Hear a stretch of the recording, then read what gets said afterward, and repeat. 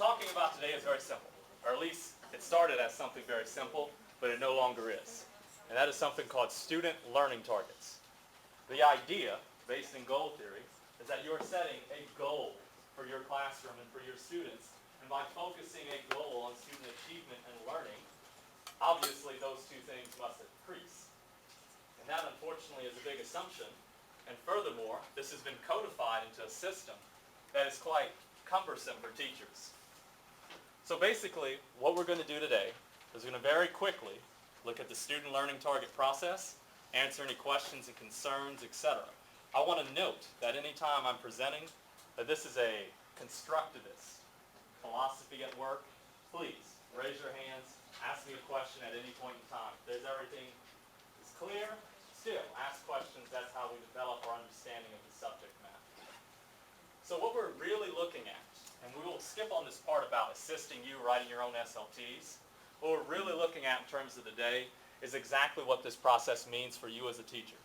There have been major and I would say high-scale changes. This whole educational reform movement has gathered much steam in Louisiana and is going full force.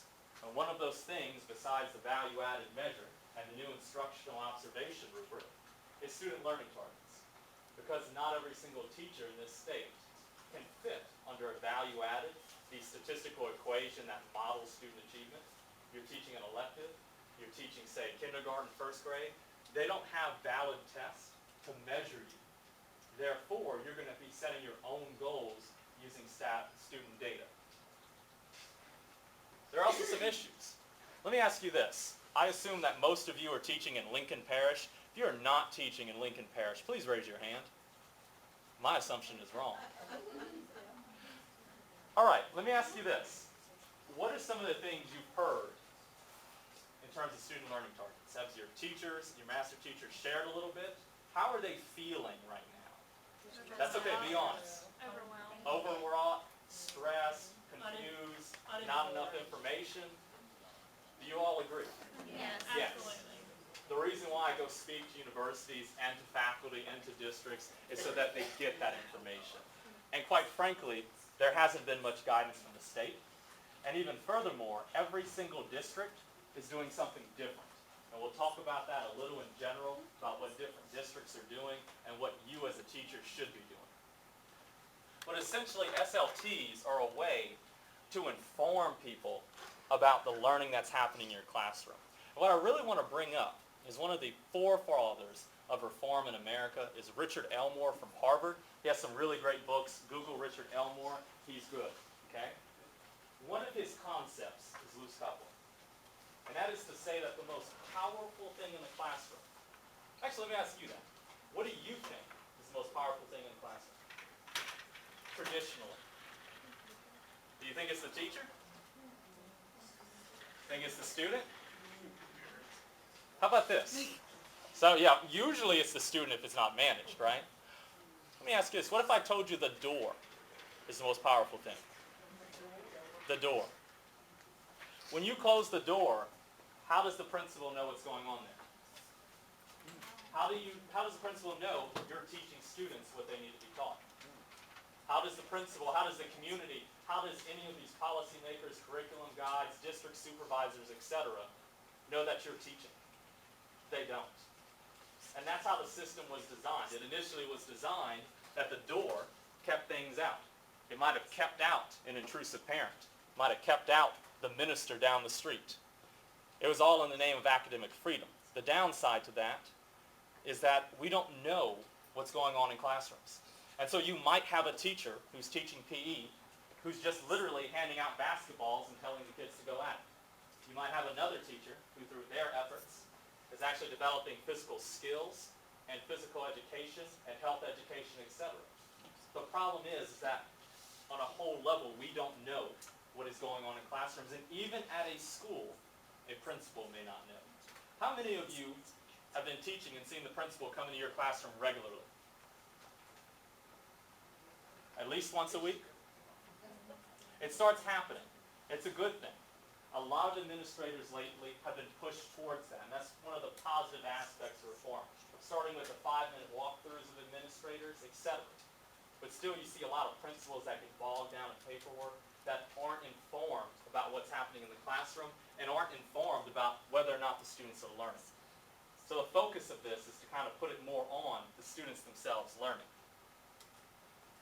Now here's how an SLT should work, and I use should in quotations. You should have some sort of pretest data. Using that pretest data, using your knowledge of the students. I know that's difficult, especially in your first 3 years. Using your knowledge of the students, you should be able to set a goal for the classroom, and then you see if you can meet the goal. It's basically like a self-assessment. And yes, it does fit in your teacher evaluation whether you make this goal or not. I think the issue becomes when you just have no guidance on this goal. If I told everyone to write a goal for themselves, do you think that would be fair to compare one goal to another? Do some teachers set higher goals than others? And if we're graded on jumping a hurdle this high, and then you put the hurdle this high, how's that fair in your own evaluation? So in other words, from trying to achieve for your students, you're actually impacting negatively your own evaluation. Do you agree? Yeah. And that's why people start getting concerned, because you have this system that is almost at odds with each other. And so we'll talk a little bit about how that impacts you. Here's some samples. These are just some examples. The state has been very scant on the amount of samples they put out, and really that's another reason teachers are uninformed. By the way, does anyone teach foreign language or wants to? Well, I can skip that slide. Librarians, etc.? None? Excellent. One of the things, well, there goes 2 slides out of this. Here's some hypothetical examples for AP English or for chemistry. For a lot of subjects that are, say, one-shot subjects, electives, science electives, I'll give you an example, chemistry. How could I base student achievement off of prior years of testing data, like in value added? You take chemistry 1 year. Does your grade in biology reflect what you're going to do in chemistry?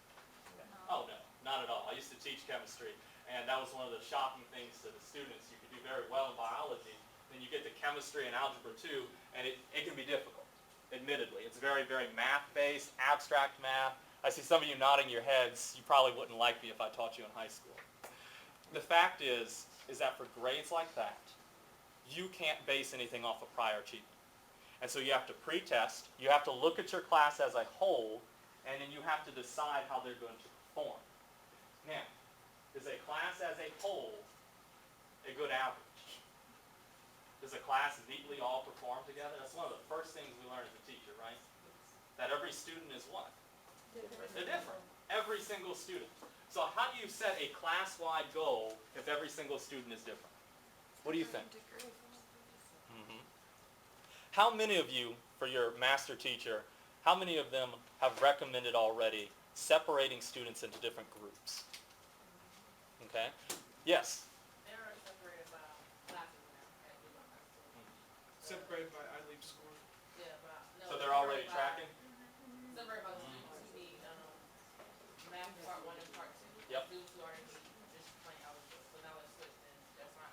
So your classes might look much more homogeneous than other schools. Like I have one class of all top level students, and I have one class of all students that need more time. And some schools are resorting to tracking. That's been trending. There's also the one where a teacher will follow a grade. So if you teach a class in 3rd grade, you'll teach the same class again in 4th grade, same class again in 5th grade. Things like that. There are a lot of initiatives out there. One of the things, though, is for a lot of school districts and a lot of schools, they're not resorting to tracking. Tracking can be controversial. Because if you miss being in that high-achieving group, well, you'll never be taught with them, and quite frankly, you'll probably never achieve with them. So it's a big issue about that initial identification and diagnosis. But for whatever way your students are already grouped at your school, keep that in mind when you're doing this. Thank you for sharing that.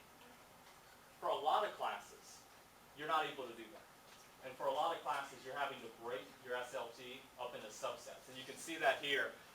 For example, if you look here, you see that it's broken into students that have scored less than 20% on a pretest, between 20 to 30%, and then more to 40%. Each little group, I would expect to be able to grow more. If I'm taking a chemistry pretest and I'm already scoring 50%, I have a good strong baseline, I might be able to finish at 90% by the end of the class on a final. If I'm walking in there and I have very low math skills and I'm scoring 5 or 10%, is it fair to expect me to go to 90%? No. And you're walking in at a very opportunistic moment. We've been operating under something called No Child Left Behind. That essentially said that all students will perform at grade level. And that's a good goal, but do you think that's realistic? 100% of students can't perform 100% of the time at 100%. It's not happening. And in reality, it's something that holds you as a teacher accountable to something that's not realistic. What the state is looking for now is that all students are deserving of learning and that all students are growing. So if you have students of a low socioeconomic status, students that are basically failing the pretest, you're not expected to bring them to 100%. All you're expected in this process is to prove to the principal that you are growing your students. And more importantly, and this is where the paradigm really changes. When I say every single student deserves to learn, I literally mean everyone. I mean everyone from the gifted students all the way down to low achieving, low socioeconomic status. Every single student must have some sort of growth. And you would want the same for your own children. Any questions before we move into some of this? All right, we're going to briefly look at a little bit more of the conflicts that have arisen with SLPs and how to sort of alleviate those for you. One of the issues is between districts, between principals, etc. So let's start this off in general. You have not had the opportunity to go to state training, and as your instructors will probably tell you, you might be lucky, okay? The one I went to 2 weeks ago was for district supervisors. And so you have an 8-hour training for district supervisors. So that's 8 hours. Do you think the principal has 8 hours to listen to that? No. Do you think the teacher has 8 hours to listen to that? No. Do you remember in elementary school when we played that little game where someone would start on one side of the classroom and draw a picture or say a phrase, and you pass it along the classroom, and by the end of it, it's something different? And that's how training works in Louisiana. So you have the state to the district, to the principal, to the teachers, and you lose a lot in translation. That's part of the reason why our nonprofit takes it directly to informing you. But that's an issue, because some districts want to have consistency. So they've mandated SLTs. Do any of you know if your teachers have actually been able to write their student learning targets themselves? Yes. Excellent news. There are some parishes who shall remain nameless who are not allowing that they are mandating it. And I'll give you an example. From the district's perspective, let's say you have a literacy initiative. All teachers must share in literacy, meaning even if you're music or physical education, you have to teach something that week about literacy, and you have to join a professional learning community on literacy in elementary school. Basically, if you're not a math teacher, you're going to be involved in reading to kids some way, somehow. And so the district starts saying that every single SLT, or at least one of your 4 SLTs, has to be based on literacy. Now that sounds good in theory, right? What do you think that it results in? Well, I can tell you what it results in. It results in being a history teacher with an SLT on the ACT reading comprehension. Does it think that teacher feels that they have a direct control over that score, or over that metric? And that's a fair measure of them as a teacher? There are issues statewide that keep popping up like that. I'll give you another one. Principals have just received their training on how to set their own goals. And let's say a principal hypothetically wants their school performance score to go from a 75 percentile to an 80 percentile. Well, if the teacher goals aren't in line with that, the principals are now pressured to go back and edit those SLTs to put them higher. Because if teachers are aiming for 65%, that principal isn't going to be able to achieve what they need for their own job evaluation. So you start seeing conflicts between principals and teachers. There's a lot of conflicts that have arisen, and basically teachers are feeling that their voice is marginalized. Remember, this is a teacher-driven process. The teacher always knows their students best. You as a teacher, you have to trust me on this and believe it, and also back it up. You have the data. You have the experience about how students perform in that class, and from that you know those students better than the principal, than the district, than the state. just like the district knows the principals better than the state. Always keep that in mind, and remember that this sort of student learning target process is supposed to be driven by you. If you're involved in benchmark assessment, you're involved in pre-testing, remember your professors, all instructors always tell you, pre-test, know where you are, and then try to bring them up. That's exactly what you're doing. It's just codifying. Any questions about this from a policy perspective? All right. And here's probably the biggest issue, and that's rigor versus the repercussions. Like I mentioned earlier, since you're basically setting a self-goal relative to your students, there's concerns. How do you know everyone's being fair? This is why you see some schools and districts just flat out mandating, because there's that suspicion. You might think yours is reasonable, and you're going to be evaluated on your SLT, and you're happy with that. What if you start talking to teachers and everyone down your hallway is setting their student learning goals a little bit lower than you? Now that's fine and dandy, except this is no longer a diagnostic. It's something that's going to be on your evaluation at the end of the year. That's going to determine your job status. And so you start seeing teachers being much more conservative in student goals. It is your job on the line. I would recommend you to set something that is reasonable, that you believe the students can achieve, base it into subsets. If you meet your goal, you'll get about 2.5 or 3. If you vastly exceed your goal, you'll get a 4. If you absolutely fail miserably at your goal, you'll get a 1. However, since you're setting the goals as a teacher, do not expect any teacher under a student learning target to get a 1 in this entire state. You would have to not even understand what your goals are. Furthermore, the state allows you, I'm sure you might hear this from principals or teachers, it's called HCIS, I guess that's your buzzword for the day, Human Capital Information Systems. That's what the state uses to log this data.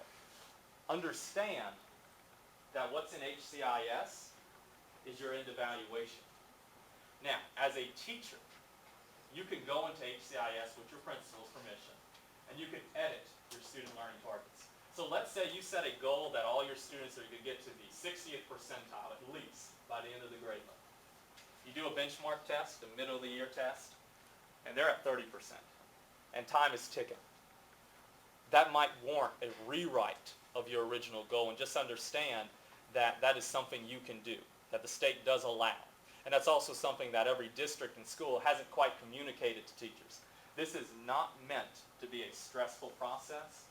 This was meant to be just a simple goal-setting process, that you're communicating the goals to the principal. Now, when it comes to the state, you can't help but hear all these buzzwords, especially in education. My retirement plan nowadays actually is no longer TRSL. What I'm going to do is I'm going to write a little book that explains every single acronym or buzzword in education. By the way, you want to hear why teachers are concerned?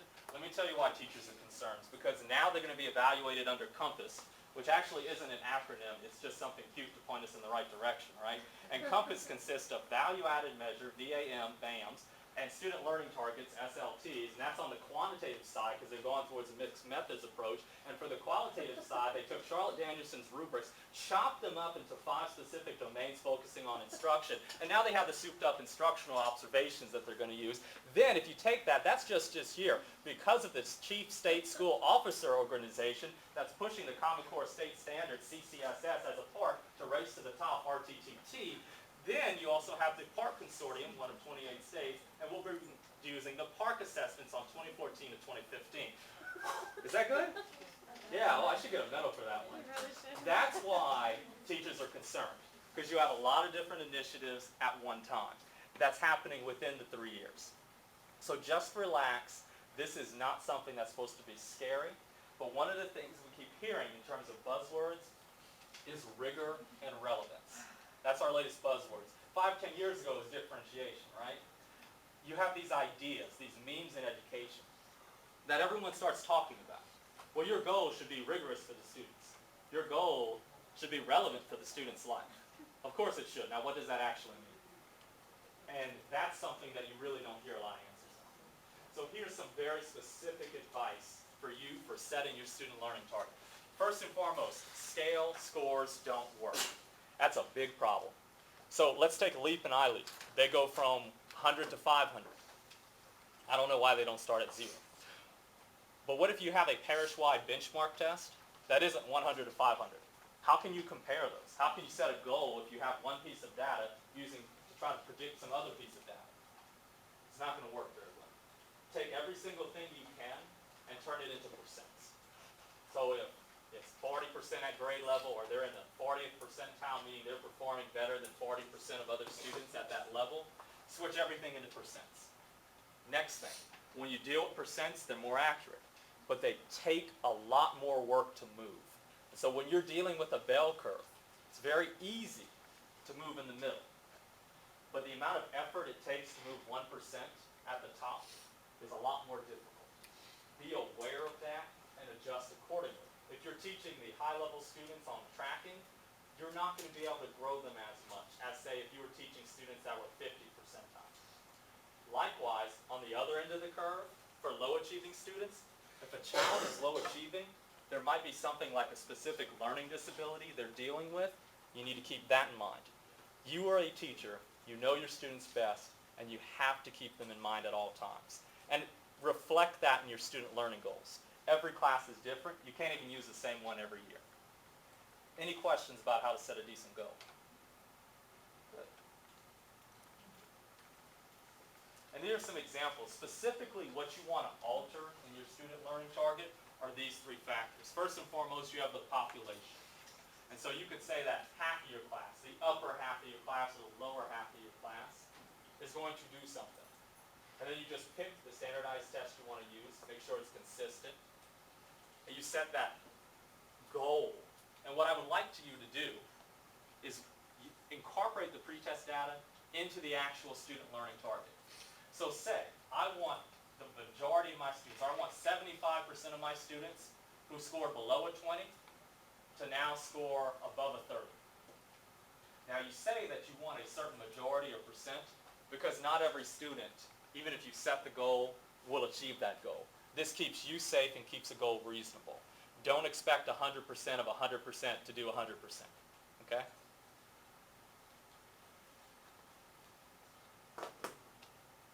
Now, just as an aside, as you start going out into districts and start seeing different practices, how many of you have heard of a professional learning community? Okay, good. That's something to Google. Professional learning community in education. Very important initiative. Those are teams of teachers that have shared off time, that work on different things. They basically turn into data summits. If you get an opportunity, make sure you collaborate. Remember how we talked about the closed door? That's part of the problem. The door's closed, so who do you deal with all day? Students. And who do you expect to learn the best from? Your peers. And you're not getting that when you're teaching. And it's very difficult. So initiatives like all the history teachers having the same block off so that they can plan, so that they can look at the benchmark data, so they can prepare. This is not something that has to be an individualistic project. If you're stressed about working or studying, what do? Start doing something in a team, right? I want to highly recommend to you, work with your peers, especially as new teachers. You shouldn't be writing an SLT alone as a new teacher. Talk to the other teachers in your building that are teaching the same types of students, that are teaching the same subject. Write them together. Or flat out plagiarize. But the fact of the matter is, adjust it, of course, for your class, but you have to seek the wisdom of others. Okay?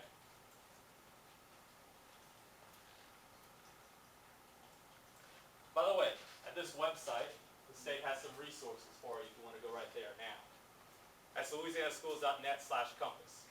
They have a few SLT examples. They have the common assessment list. If you do not have guidance from your district or school, you need to go here.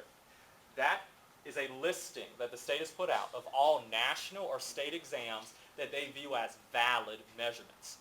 You really just can't cook up your own pretest and give it for a student learning target. You need something that you can share with others, you can compare to others. This common assessment list has that for you. There's also quick little videos and webinars for you so that you can see from both a teaching perspective and an evaluator perspective what's going on with student learning targets. And And there really hasn't been much clarity. This is really an experimental year for everybody, whether it's teachers, principals, districts, college instructors, everyone.